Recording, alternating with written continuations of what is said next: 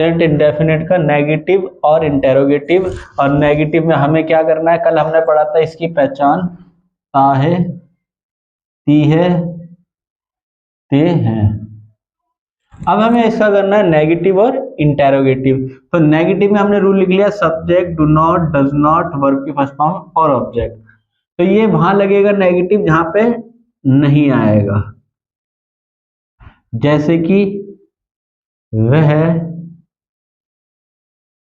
School नहीं जाता, वह स्कूल नहीं जाता है, तो हम बोलेंगे ही। अब सिंगुलर के साथ डज नॉट आएगा, प्लूरल के साथ डू नॉट आएगा। तो he does not go to school, क्योंकि हम पहले पढ़ चुके हैं कि सिंगुलर के साथ डू नॉट का और डज नॉट का, प्लूरल के साथ डू नॉट का उपयोग होता है। तो अब एक प्लूरल के साथ बना लेते हैं, मैं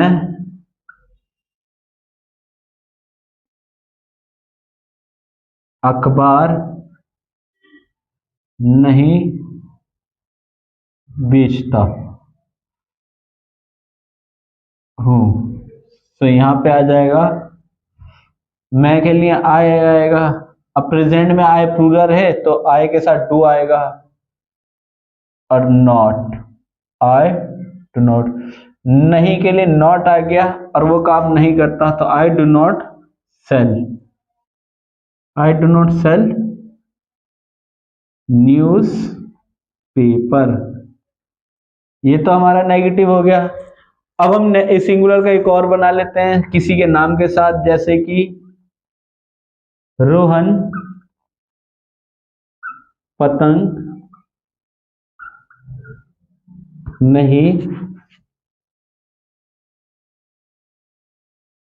उड़ाता है, तो रोहन का रोहन ही आ जाएगा, Rohan does not fly kite. ये तो हमारा होगा इंटेरोगेटिव, नेगेटिव, सॉरी नेगेटिव। अब हम करेंगे इंटेरोगेटिव, और इंटेरोगेटिव का रूल पलट देंगे, डू डस को पहले लेंगे, फिर सब्जेक्ट, फिर वर्ब की फर्स्ट फॉर्म, फिर ऑब्जेक्ट, और लास्ट में क्वेश्चन मार्क। तो इसी वाक्य को हम इंटेरोगेशन में करने हैं, तो क्या वह स्कूल जाता है, तो क्या वह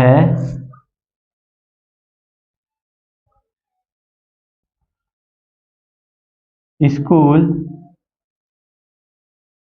जाता है, ये क्वेश्चन हो गया। तो क्या के लिए यहां पे अगर सिंगुलर है तो हम डस पहले ले लेंगे, तो डस ही जाने को गो टू स्कूल। जब हमने इसका अफर्मेटिव सीखा था तो हमने सीखा था कि गो के साथ ईएस लगेगा, लेकिन यहाँ पे गो के साथ ईएस नहीं लग रहा क्योंकि ये डू के साथ आ गया। हम एक ही जगह ले सकते हैं ईएस, तो हमने डू के साथ ले लिया और डस बना दिया इसे, इसलिए ये सिंगुलर बन रहा है। अब इस वाक्य बनाते हैं, क्या मैं अखबार